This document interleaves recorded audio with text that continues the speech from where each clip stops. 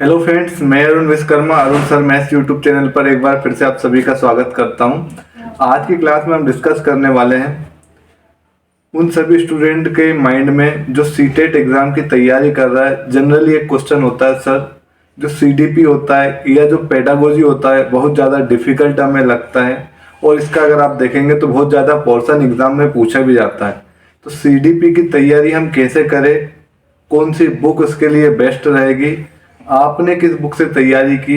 बहुत सारे टॉपिक ऐसे होते हैं जो आप पहले पढ़ चुके होते हैं, जो 6-7 स्टैंडर्ड से स्टार्ट हो जाते हैं, लेकिन पेडागोजी या फिर कहे सीडीपी बाल विकास बच्चे अपनी स्कूल एजुकेशन के दौरान नहीं पढ़ते हैं, है ना। या तो वो अपने बीएड में पढ़ते हैं, और बीएड में आप देखते हैं जनरली बच्चा इतना इंटरेस्ट लेके नहीं पढ़ता है, इतने अच्छे तरीके से प्रिपेयर नहीं करता है। तो सीडीपी कहीं ना कहीं उनका बहुत ज़्यादा वीक होता है, और सबसे ज़्यादा डिफिकल्टी अगर सीटेट की तैयारी में होती है तो जनरली बच्चों को सीडीपी में होती है। तो आज उसी का सॉल्यूशन के बारे में आज हम डिस्कस करने वाले हैं। इससे पहले मैं आपको बता दूं कि सीडीपी में मैंने 30 में से 26 और 27 मार्क्स स्कोर किया है, वो भी मात्र 15 से 20 दिन की तैयारी के दौरान। कैसे मैंने स्कोर किया उसके बारे में मैं आपको डिटेल में बताऊंगा, और आप कैसे स्कोर कर सकते हैं उसको भी हम डिटेल में समझने वाले हैं। कौन सी बुक बेस्ट रहने वाली है, इस अप्रोच से हम पढ़ें ताकि हम बहुत कम टाइम में बहुत अच्छे मार्क्स स्कोर कर सकते हैं सीडीपी के अंदर। तो अब ज़्यादा टाइम वेस्ट ना करते हुए आइए हम बात करते हैं सीधे पॉइंट टू पॉइंट कि सीडीपी की तैयारी के लिए सबसे पहला जो बात करेंगे हम, बेस्ट बुक कौन सी रहेगी।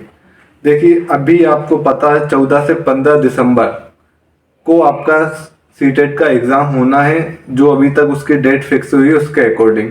तो अभी आपके पास सफिशिएंट टाइम है, ऑलमोस्ट 1 से 1.5 महीना है। अगर आप आराम से भी तैयारी करें, 2-2 3-3 घंटे अगर आप सीडीपी को डेली दें, तो भी मेरे हिसाब से आप आराम से अच्छे मार्क्स से सीडीपी में ला सकते हैं। कौन सी बुक पढ़े, तो मैं आपको सबसे पहले सजेस्ट करूंगा, ये सीटेट के लिए बहुत ज़्यादा हेल्पफुल होने वाली है, जो कि आपकी मनोविज्ञान या इंग्लिश मीडियम में आप देखोगे तो यहाँ साइकोलॉजी की बुक होगी, जो कि क्लास 11th के लिए है। ये बुक बहुत ज़्यादा हेल्पफुल होगी, और ये एक ऐसी बुक है जो आपको बहुत अच्छे मार्क्स स्कोर करने में बहुत ज़्यादा मदद करेगी। वहीं अगर हम बात करें तो ये क्लास 12th की साइकोलॉजी बुक है, जैसे कि आप देख पा रहे हो क्लास 12th की एनसीईआरटी है। तो ये दोनों बुक, क्लास 11th की मनोविज्ञान की बुक और क्लास 12th की मनोविज्ञान की बुक, इन दोनों बुक को मैंने पढ़ा है, बहुत अच्छे से पढ़ा है। और ये एनसीईआरटी मनोविज्ञान कह सकते हैं, साइकोलॉजी कह सकते हैं, सीडीपी कह सकते हैं, इसकी अंडरस्टैंडिंग आपको बहुत बेहतर बना के देगी। जनरली कई बार आपने भी नोटिस किया होगा, और जब मैं प्रिपरेशन कर रहा था तो उस दौरान मैंने भी एक चीज़ फेस की थी। जैसे मान के चलिए, हमारे पास जीन पियाजे की कॉग्निटिव डेवलपमेंट थ्योरी, संज्ञानात्मक विकास का सिद्धांत, जो थ्योरी होती है बहुत ज़्यादा इंपॉर्टेंट थ्योरी है। हर एग्जाम में इस पर क्वेश्चन पूछा जाता है, मतलब हर बार के सीटेट में। अब मैं जब तैयारी करता था तो मैंने क्या चीज़ फेस की, जीन पियाजे की जो थ्योरी होती है उसको मैं पूरी तरीके से पढ़ चुका होता था, और जब मैं इसके क्वेश्चन प्रैक्टिस करने जाता था तो उसके थ्योरी के क्वेश्चन मैं नहीं अटेम्प्ट कर पाता था, या मैं नहीं सोल्व कर पाता था। मुझे थ्योरी का जो कॉन्सेप्ट है वो भी क्लियर था, इसके बावजूद भी मैं जीन पियाजेट की थ्योरी से जनरली जो क्वेश्चन पूछे जाते हैं, नॉर्मल उसके स्टेज से पूछे जाते हैं तो वो तो जनरली कोई भी बना लेता है, लेकिन जब थोड़ा सा डीपली पूछा जाता है तो बच्चे थ्योरी पढ़ने के बाद भी उसके क्वेश्चन को अटेम्प्ट नहीं कर पाते हैं। ये सबसे बड़ी मेन वजह क्या है, आपका जो कॉन्सेप्ट है वो क्लियर नहीं हो पाना।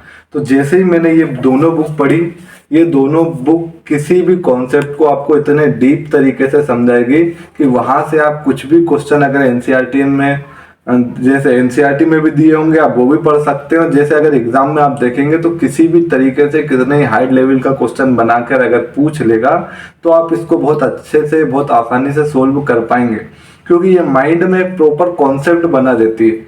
यहाँ पर आप स्टोरी की तरह देखेंगे पूरी थ्योरी को, है ना। जो कि अदर जो बुक होती है वो आपको सिर्फ उस स्टेज बता देगी, स्टेज की एज बता देगी और थोड़ा थोड़ा मोटा मोटा कॉन्सेप्ट बता देगी, लेकिन जब इसको आप पढ़ोगे तो ये पूरी थ्योरी की तरह, पूरी स्टोरी की तरह इसमें गिवन होता है कोई भी थ्योरी। तो ये मेरे हिसाब से बहुत बेस्ट बुक है, और आपके पास अभी सफिशिएंट टाइम भी है, ऑलमोस्ट 1.5 महीना है। 40 से 45 दिन में आप इन बुक को, अगर जो मेन थ्योरी है आप उनको पढ़िए, और फिर दूसरी चीज, इसके अलावा एक और बुक आपको सजेस्ट करूंगा, जो स्क्रीन में आप देख पा रहे हैं, वो है लूसेंट। ये भी अच्छी बुक है, बहुत कम टाइम में आपको थ्योरी के बारे में डिस्कस करने को यहाँ मिल जाता है या पढ़ने को मिल जाता है। साथ ही साथ इसमें बहुत ज्यादा आपको क्वेश्चन दिए हैं प्रैक्टिस करने के लिए, और प्रीवियस ईयर क्वेश्चन भी यहाँ पर दिए हैं। तो इस लूसेंट की बुक को आप थ्योरी भी पढ़ सकते हैं, और थ्योरी पढ़ने के जस्ट बाद आप क्या करिए, इनके क्वेश्चन प्रैक्टिस कीजिए।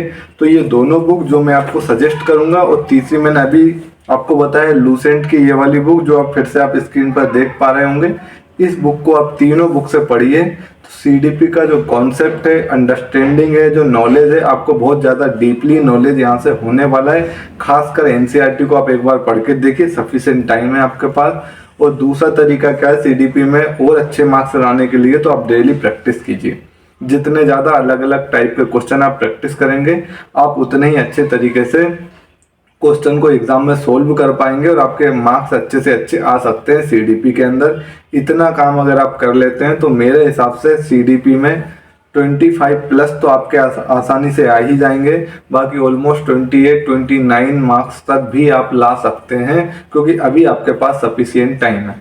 और अगर सीटेट के एग्जाम से रिलेटेड अगर आपको कोई भी क्वेरी है, तो कमेंट बॉक्स में कमेंट करके हमें ज़रूर बताइए।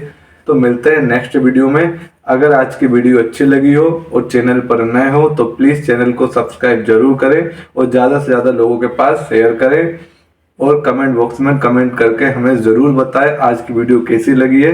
ठीक है, मिलते हैं नेक्स्ट वीडियो में। Thank you.